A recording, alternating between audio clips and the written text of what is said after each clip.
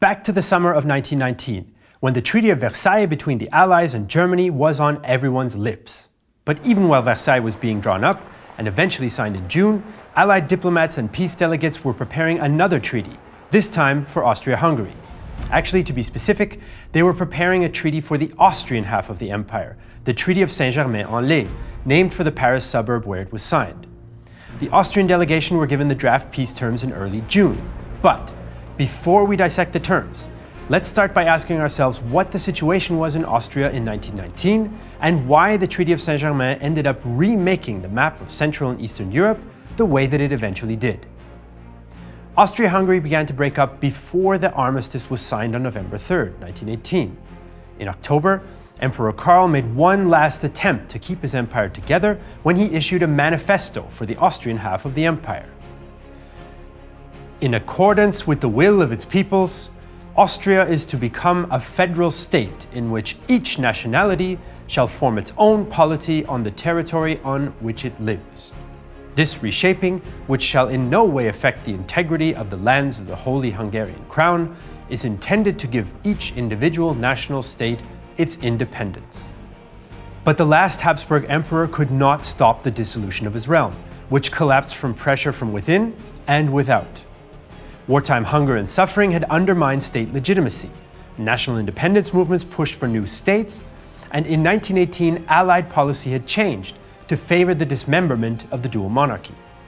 The empire crumbled, the emperor effectively abdicated, and new assemblies declared independence across Central Europe, though it remained to be seen where exactly the borders would be drawn between them.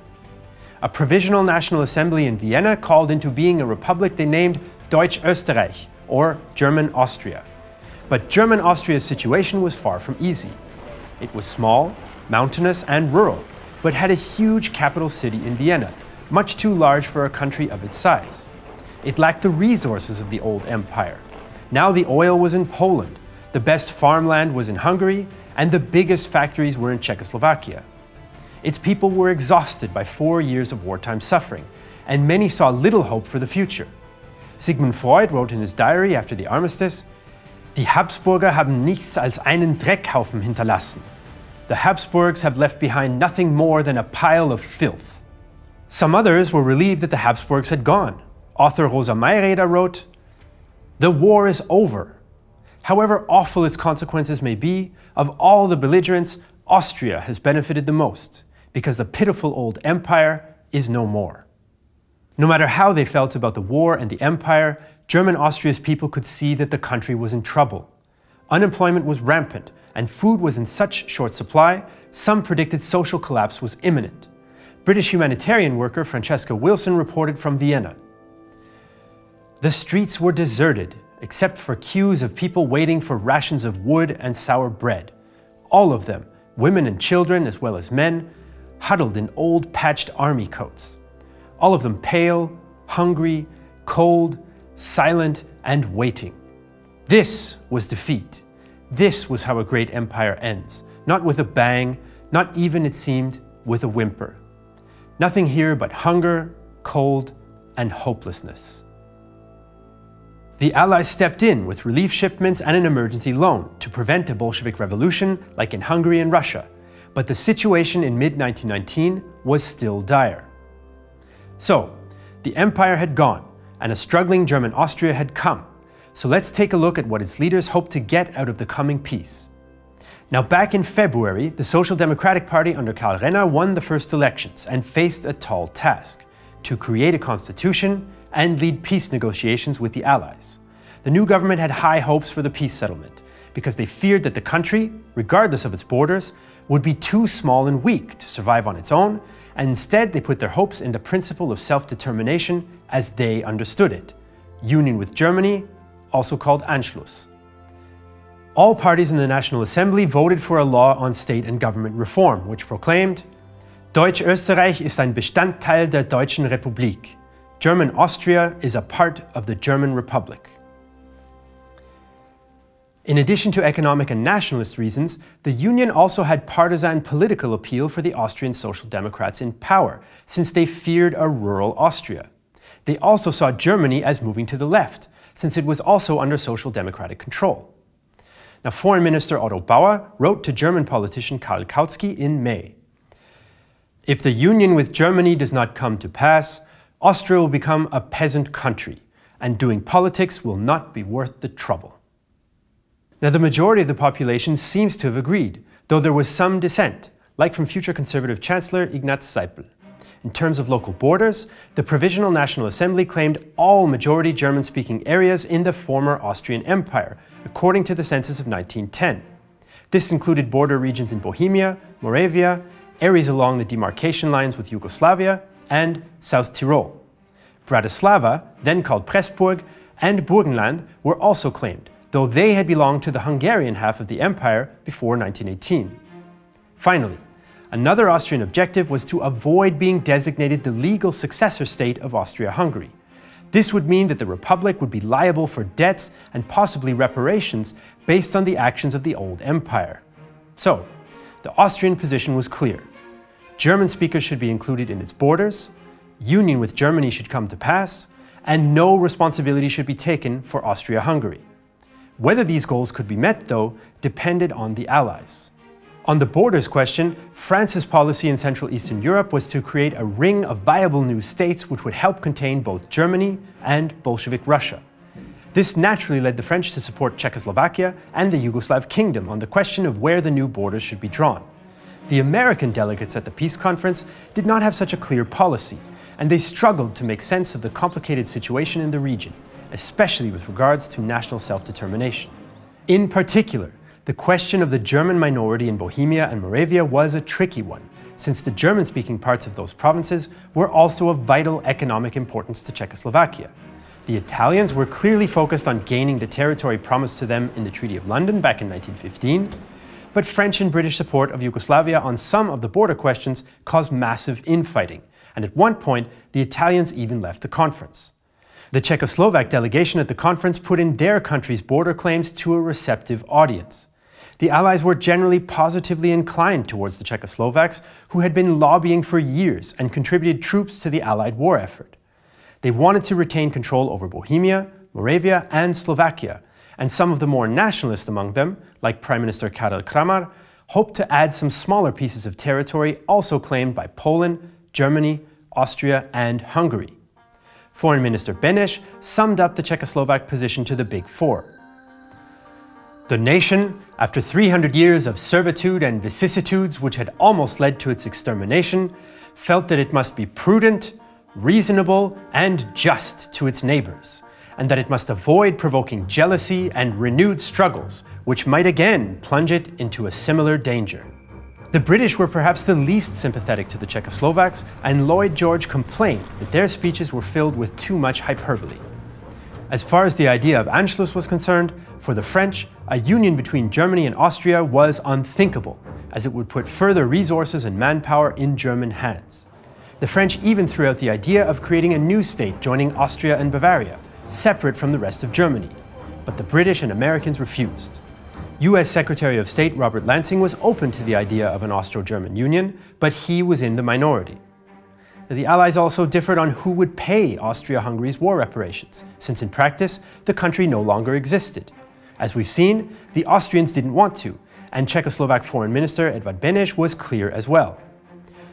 We cannot be held responsible for a war which we condemn. The British legal experts in Paris argued that the Austrian Republic should not be the Habsburg state's legal successor, but the Italians thought it should.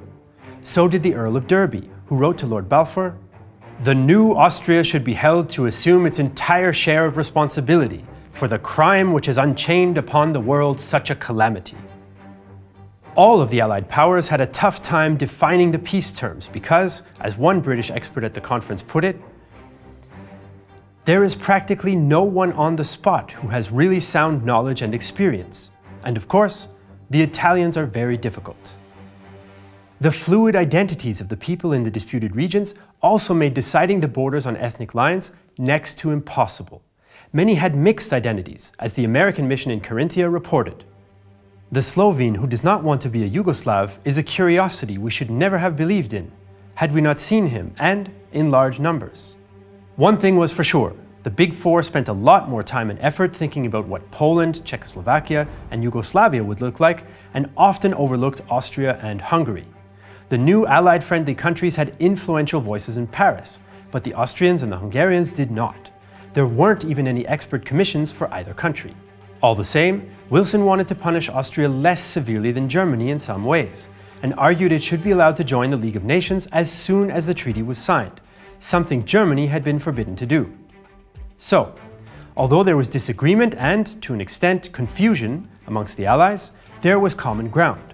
The new states needed to be given strong borders and resources. There could be no Anschluss, and German Austria would have to make do with the borders it would be given, as they were about to find out.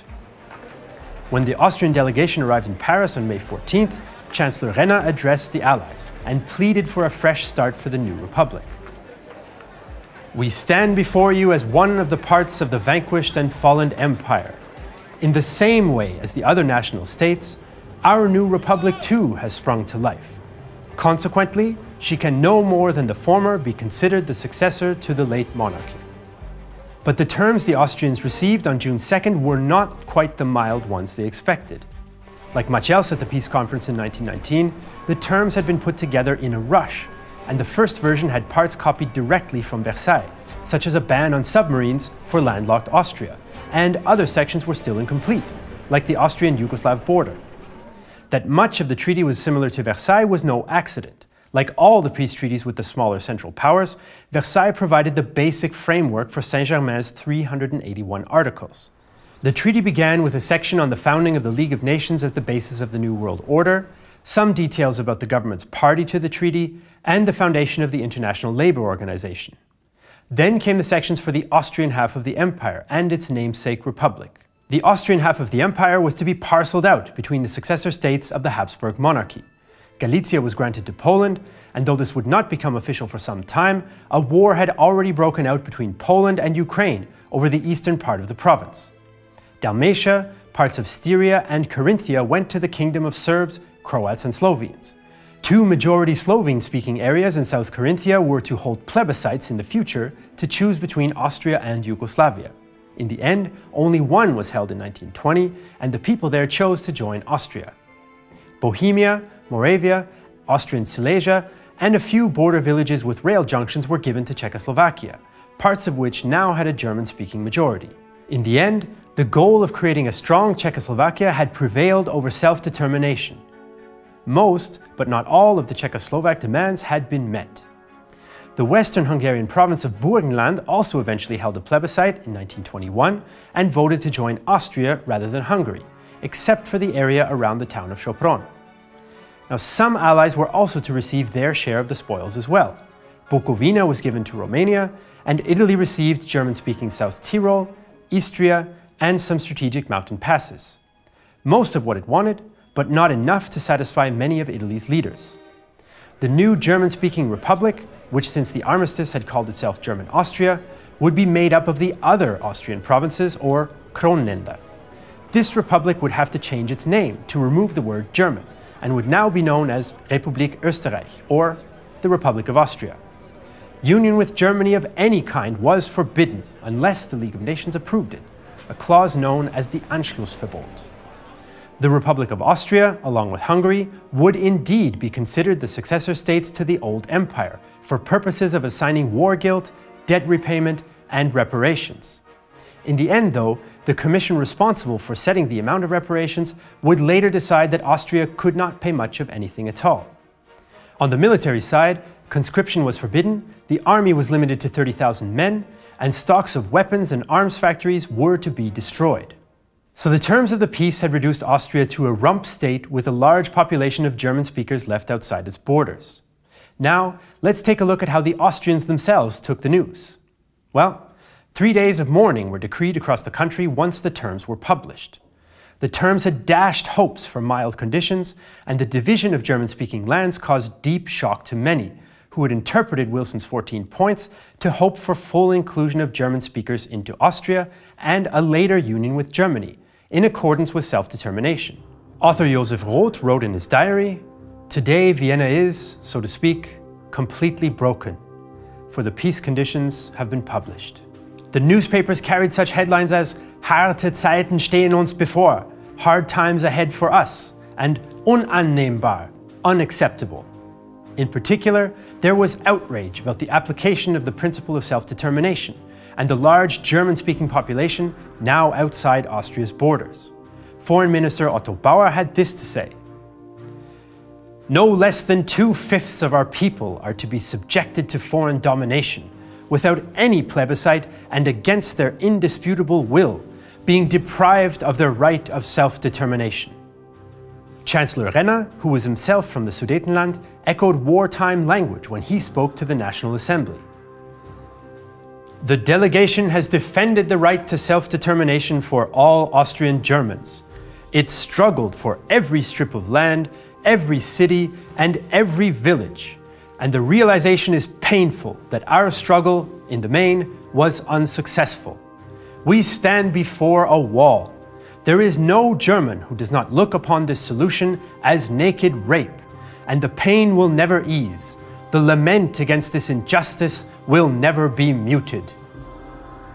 The proposed borders of Austria contain 6.5 million people, about half of the population of German speakers in the region. The strongest economic regions, like industrial Bohemia and oil-rich Galicia, were gone. There was no access to the sea for maritime trade, and access to the agricultural production of the Hungarian half of the empire, on which Vienna had depended, was now cut off as well. The capital city, just 2 decades before the 4th largest in the world and the capital of a great power, was now far too big and filled with hungry people looking for work that could not easily be found in a small mountain country with few resources. One Austrian peace delegate recalled, "We were very sad, bitter and depressed when we realized that Austria had received harsher terms than Germany, while we had hoped they would be more favorable." Even a few on the Allied side had reservations about Austria's economic viability and its ability to pay future reparations. Lord Balfour commented, "If a man were kept alive by charity, he could not be asked to pay his debts." The United States would even refuse to ratify the treaty after it was signed, and agreed to a separate peace in 1921, as they had done with Germany. So, the terms had not been what the Austrians had hoped, and neither the Allies nor the circumstances back in Austria would make the situation any easier. But, like the Germans in June, the Austrians could only negotiate in writing, with little hope of success.